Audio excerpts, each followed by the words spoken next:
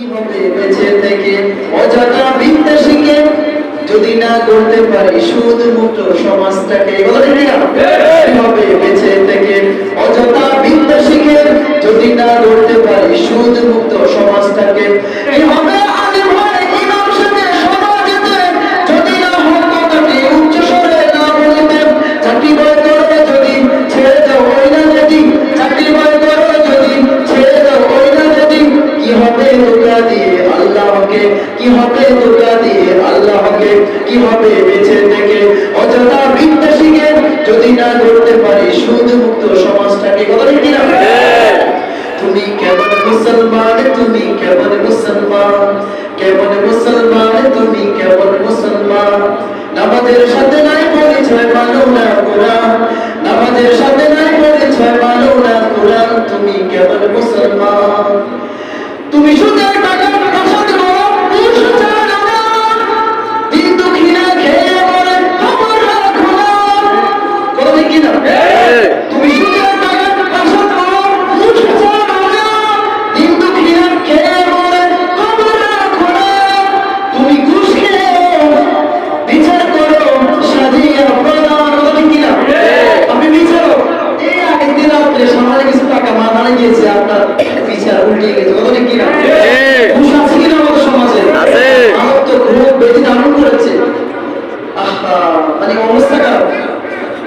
তুমি ঘুষ খেয়ে বিচার করো সাজিয়া প্রদান, তুমি এমন মুসলমান, তুমি কেমন মুসলমান, তুমি কেমন মুসলমান, তুমি কেমন মুসলমান, তুমি কেমন মুসলমান, তুমি ঘুষ খাও সুদ খাও তারপরে তুমি মুসলমান, তারপরে তোমার কি ঠিক আছে?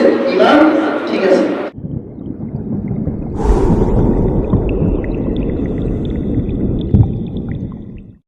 যারা সুদখোর তাদের বিষয়ে আমি 10টি অবস্থান কিন্তু সম্পর্কে আলোচনা করবো সংক্ষিপ্ত আকারে। এক নম্বর হচ্ছে রাসূল বলেন হে দুনিয়াবাসী, তোমরা 7টি ধ্বংসাত্মক বস্তু থেকে বিরত থাকো। কয়টি বলেন? 7টি ধ্বংসাত্মক, যে কাজগুলো করলে আপনি ধ্বংস হয়ে যাবে, আপনার জীবন হালাল হয়ে যাবে, পরকাল ধ্বংস হয়ে যাবে, দুনিয়া ধ্বংস হয়ে যাবে, এরকম 7টি বস্তু থেকে বিরত থাকো, বেঁচে থাকো। একটা হচ্ছে শিরিক করা থেকে, আল্লাহর সাথে শিরক করা যাবে না। 2 নম্বর হচ্ছে জাদু করা, অনেকে জাদু করে অনেকের কাছে গিয়ে ওই যে লাকসামে একবার মৌসুম বাড়িতে অনেকে ওখানে চলে যায়, অনেক টাকা দিয়ে অমুকের বিরুদ্ধে জাদু করে, প্রেমিকের বিরুদ্ধে জাদু করে, অনেক টাকা খরচ করে, সে আমার কথা শুনে না, আমাকে যেন বস মানে আরো অনেক কিছু কুহুরি কালাম করে না, কুহুরি কালাম। তারপর হচ্ছে হত্যা করা, বিনা ভাবে মানুষকে হত্যা করা, এগুলো মারাত্মক কাজ। 4 নম্বর হচ্ছে এতিমের মাল আত্মসাৎ করা, বাপ মরে গিয়েছে, আপনি চাষা হয়ে কি করলেন? এতিমের মাল আত্মসাৎ করলেন। ইন্নামা ইয়াকুলুনা ফি বুতুনিহিম নারা, তারা তো এতিমের সম্পদ খায় এবং তারা তাদের পেটের মধ্যে কি ঢুকায়? আগুন ঢুকায়, আগুন করে। আল্লাহ বলেন কোরআন সূরা নিসা, কোরআন এটা যে তারা তো সম্পদ খায় না, বরং তারা তাদের পাকস্থলীতে পাকস্থলীদের মধ্যে কি ঢুকায়? আগুন ঢুকায়, আগুন লক্ষণ করে। এজন্য এতিম সম্পদ খাওয়া যাবে না। তারপর হচ্ছে জিহাদ থেকে ফলনকারী ব্যক্তি, জিহাদে গিয়েছে আবার ফলন করছে। 7 নম্বর হচ্ছে কোন সতী নারীকে মানে এটা কি বলে আরবিতে অপবাদ দেওয়া, কি বলে অপবাদ। কোন সতী নারী, সে তো জিনা করে নাই, আপনি ওই সতী নারীর বিরুদ্ধে অপবাদ লাগিয়ে দিলেন, সে তো ওর সাথে জিনা করছে, খুব খারাপ কাজ এটা। এগুলোর মারাত্মক অনেক কথা আছে এগুলোকে নিয়ে। তার মধ্যে 7 নম্বর হচ্ছে সুদ। রাসূল বলেছে সুদ খাওয়া থেকে তোমরা বিরত থাকো। এই 7টি ধ্বংসাত্মক কাজ থেকে আমাদের কি করতে হবে? বলেন, বিরত থাকতে হবে। ওটি খুব দ্রুত চলে যাচ্ছে, কেন জানি দিন একবারে ছোট হয়ে গিয়েছে। এজন্য সময় করবো না, আমরা কিছু শোনার জন্য এই দিনের কাজে শুনতে হবে, এগুলোকে বুকে ধারণ করে এখানে যেতে হবে। শুধু শোনো আসবো না আবার চলে গেলাম, এটা হবে না। 2 নম্বর হচ্ছে রাসূল বলেন লানা রাসূলুল্লাহি সাল্লাল্লাহু আলাইহি ওয়াসাল্লাম নাকিলুর রিবা ওয়া মুকিলুহু ওয়া শাহিদাইহি ওয়া কাতিবাইহি। আল্লাহ রাসূল সাল্লাল্লাহু আলাইহি ওয়াসাল্লাম 4 শ্রেণীর ব্যক্তিকে লানত করেছেন, গজব দিয়েছেন, অভিশাপ দিয়েছেন।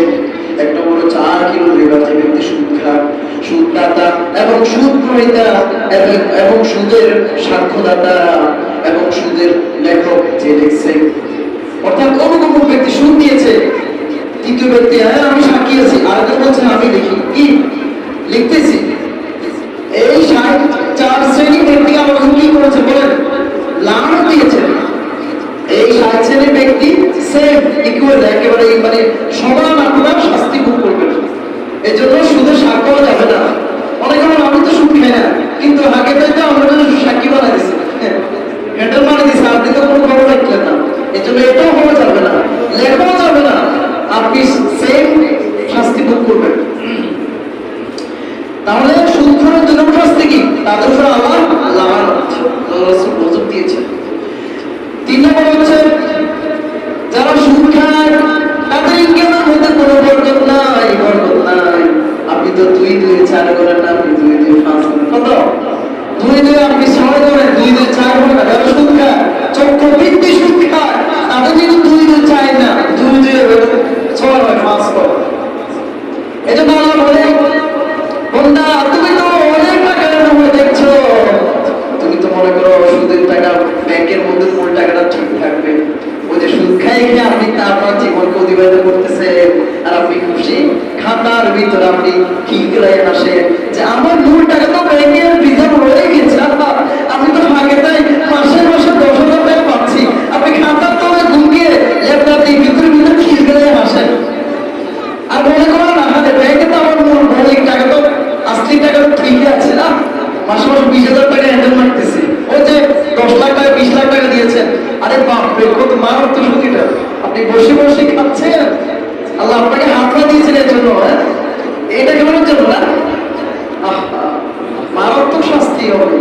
আল্লাহ তাআলা বলেন ইয়ামহাকুল্লাহু রিবা ওয়া ইউরবিস সাদাকাত, ও বান্দা তুমি 2 2 6 গুণি না, 6 গুণি না, তুমি যে সুদের যে টাকাটা পাও এটাকে আমি বিচ্ছিন্ন করে ধ্বংস করে দিই। ওয়া ইয়ামহাকুল্লাহু রিবা ওয়া ইউরবিস সাদাকাত, আর তুমি যে সদকা করো, মসজিদের মাদ্রাসার মাধ্যমে ওই সদকা করার পরে, ওই সদকা করার পরে তুমি মনে করে না তোমার 5 টাকা 10 টাকা 100 টাকা চলে গিয়েছে, না না না, ও বান্দা এই সদকা করার কারণে আমি আরো বাড়িয়ে দেব, তোমার ইনকামের মধ্যে বললো সুবহানাল্লাহ। আল্লাহ নিজে বলে, তুই বিশেষ না মুসলমান, আল্লাহ নিজে বলতেছেন যারা সুদ খায় তাদের টাকাটা আমি বিচ্ছিন্ন করে দিই, তাদের মধ্যে দেখুন কোনো বরকত নাই, তাদের অন্তর যে প্রশান্তি এটা তারা কখনো বোধ করে না, শুধু অশান্তি অশান্তি। কেন তাহলে কি একটা জিনিস হারিয়ে ফেলেছে, তার মানুষের অন্তরের শান্তি হচ্ছে সবচেয়ে অশান্তি, কথা ঠিক কিনা? আপনি সোনারও থাকেন, মাটিরও থাকেন, যদি স্বামী স্ত্রীর যদি মহব্বত থাকে, আপনার দিনটা যদি রাহাত, যদি শান্তি থাকে, প্রশস্ত থাকে, এটা আপনি অনেক দিক দিয়ে করবেন। মনে যেন আপনি মানে রাজপুত্র, মনে যেন আপনি বিশাল অট্টালিকার মধ্যে বাস করেন, যদি মাটির ঘরে থাকেন না কেন, যদি শান্তিটা করে দেওয়া সত্য, কথা ঠিক কিনা? এই জন্য অন্তরের প্রশান্তি আমাদেরকে লাভ করতে হবে। 4 নম্বর যারা শুনবে তাদের শাস্তি হচ্ছে যারা সুদ খায় তারা আল্লাহ এবং তার রাসূলের সাথে পরোক্ষভাবে যুদ্ধ ঘোষণা করলো। কত মারাত্মক কথা, তারা যেন আল্লাহ এবং তার রাসূলের সাথে কি করলো? যুদ্ধ ঘোষণা করলো। আল্লাহর সাথে কি যুদ্ধ করে কি আপনি পারবেন? সম্ভব? কোশ্চেন কেন সম্ভব? বনি আদম কিসের তো অহংকার, নাক দিয়ে ফিঙ্গির বলে, কি বলে ফিঙ্গির বলে, তোমার তো কিসের তো অহংকার, তুমি তো 200 অফুর দিয়ে উনি দাঁড়াতে পারবে না, পারবে কেউ, তার কিসের তো অহংকার? জমি ভ্যাট করে কি কোথাও চলে যাওয়া যাবো, অথবা পাহাড় ভ্যাট করে কোথাও চলে যাবো, কোথাও চলে যাবো, তাহলে এত কিসের তো অহংকার? তারপর হচ্ছে 5 নম্বর শাস্তি হচ্ছে যারা সুদ খায়। আল্লাহ রাসূল বলেছেন সুদের 72টি হাদিসে আসছে 73টি গুনাহ আছে, তার মধ্যে সর্বনিম্ন গুনাহ হচ্ছে আপন মাকে বিবাহ করা। আপন মাকে কি করা? আপন মাকে জিনা করা। কি করা? আপন মায়ের সাথে জিনা করলে যে শাস্তি, মানে যারা সুদ খায় তারা যেন আপন মায়ের সাথে কি করলো? জিনা করলো। বলে না আউযুবিল্লাহ। কোন অবিবাহিত ব্যক্তি যদি জিনা করে তাহলে এটা খারাপ জিনিস, যদি বিবাহিত ব্যক্তি বিবাহিতা নারীর সাথে জিনা করে এটা আরো মারাত্মক জিনিস, যদি কোনো বিবাহিত ব্যক্তি যদি প্রতিবেশীর সাথে যদি জিনা করে এটা আরো মারাত্মক জিনিস।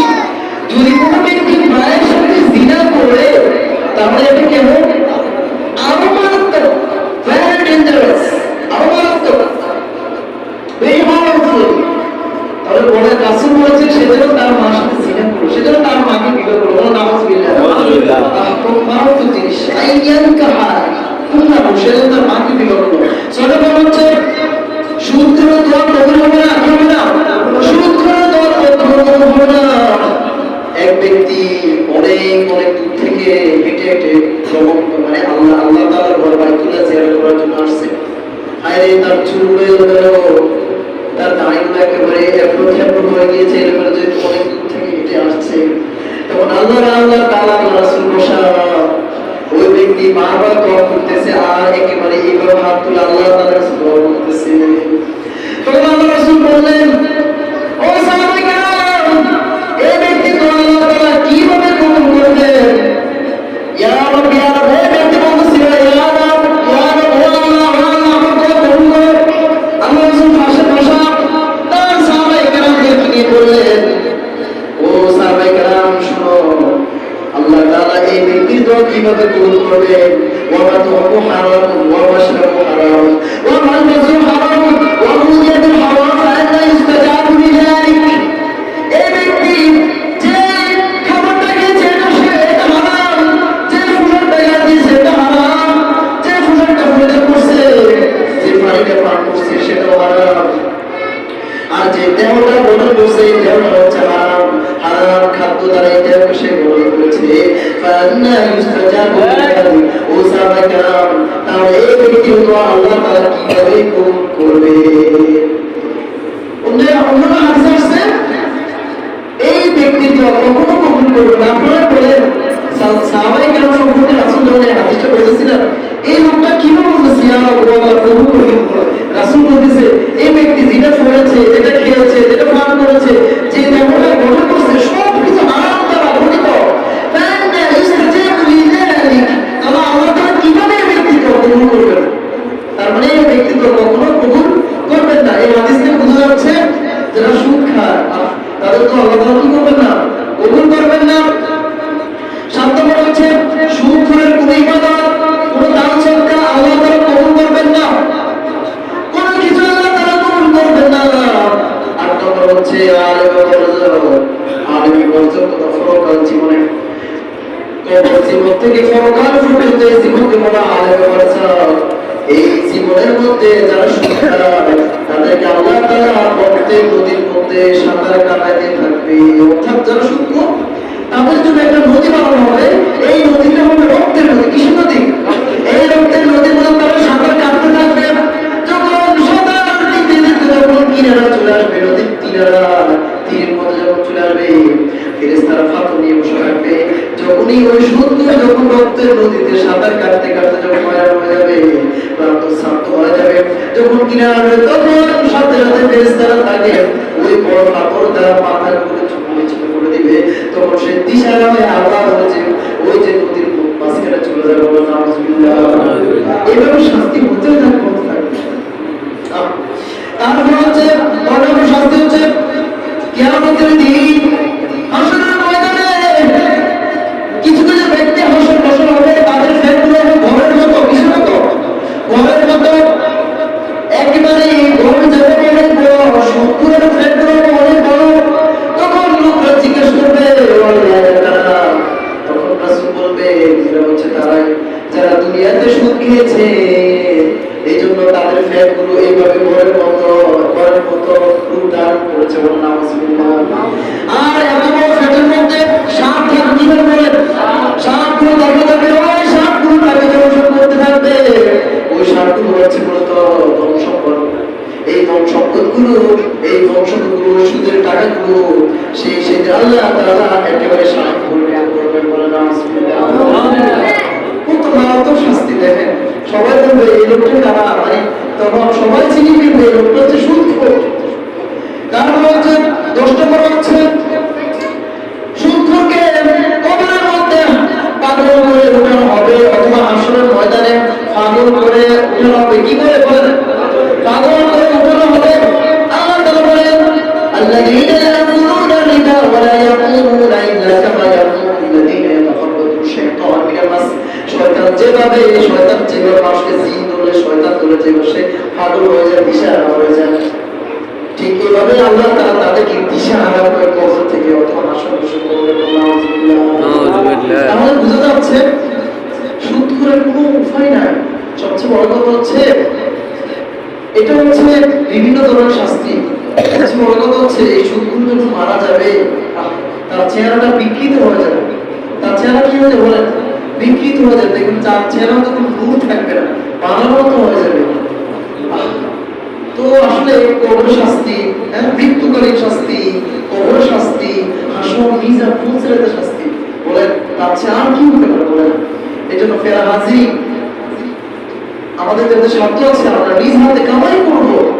রাসূল বলেছেন যে তলাবু কাজবুল হালালি ফারিদাতুন বা'দাল ফারিদা, যে ফরজ নামাজ আদায় করার পর আপনার যে কাজটা ফরজ সেটা হচ্ছে মানে কি হালাল উপার্জন করা। কি করা? ফরজ নামাজ আদায় করার পর আপনার উপর যে কাজটা ফরজ সেটা হচ্ছে হালাল উপার্জন। কি হালাল উপার্জন? একজন সুদখোর সে যত টাকা মসজিদ দান করুন না কেন, দান করবে না, এটা আমার দ্বারা কবুল করবে না। কোনো আনসার আছে যেভাবে পবিত্রতা অর্জন করা, ওসব যেভাবে নামাজ হয়, নামাজ হয় ঠিক অবৈধ সম্পদ আপনি যতই দান করুন না কেন আল্লাহ তাআলা এটা কবুল করবেন না। এটা যাই হোক প্যারা হাজির, কাউকে কোনো আঘাত দেওয়ার জন্য এই কথাগুলো বলে নেই। আপনি যদি আমার কথাগুলো যদি অপছন্দ নেওয়া হয়, এটা তো আমার কথা না, এটা আমার কথা। আমি আপনাদের শুনে নিন, প্রত্যেকটা কথা রেফারেন্স সহ আমি শুনিয়েছি। যদি আমাকে গালি দেন কোনো লাভ হবে না। বরং আপনারা যদি আমার আইনের বিরোধিতা করতে বলছেন তাহলে কোন আয়াত খুলে ওদের সূরা বাকারা 275 নম্বর আয়াত, সূরা আল ইমরানের আয়াতগুলোকে আপনি কেটে দিয়েন। কি দিবেন? কেটে দিয়েন। জান আপনার যদি ওই আয়াতগুলো ভালো না লাগে আমাদের কিছু বলে লাভ নাই, এটা আমাদের দায়িত্ব। আমরা আলে এটা দেওয়া হবে, আমাদেরকে তো সত্য কথাটা এই ভিডিও থেকে পৌঁছে দিতে হবে। এজন্য আসুন আমরা আমাদের কিস্তি করি, আমাদের কিস্তি থেকে বের হয়ে আসতে হবে, সুদের মহাটা বের হয়ে আসতে হবে। ফেরা হাজির আপনি যতটুকু ইনকাম করুন না চেষ্টা করবেন হালাল ইনকাম করার জন্য, দেখবেন এটার মধ্যে বরকত দিবেন কে বলেন? বিশেষ করে না, অবশ্যই বিশেষ করতে হবে। যেমন গণিতে অনেক সময় অতিবাহিত হয়ে গিয়েছে, যা কিছু বললেন না, আসলে একটা টপিক শেষ না করলে এখন না তৃপ্তি পায় না। যাই হোক আল্লাহ তাআলা আমাদেরকে যে কথাগুলো বলেছি আল্লাহ তাআলা আমাদেরকে আমল করার তৌফিক দান করুন। এগুলি আমি আমার সংক্ষিপ্ত আলোচনা শেষ করলাম। ওয়া আখিরু দাওয়ানা আলহামদুলিল্লাহি রাব্বিল আলামিন। আসসালামু আলাইকুম।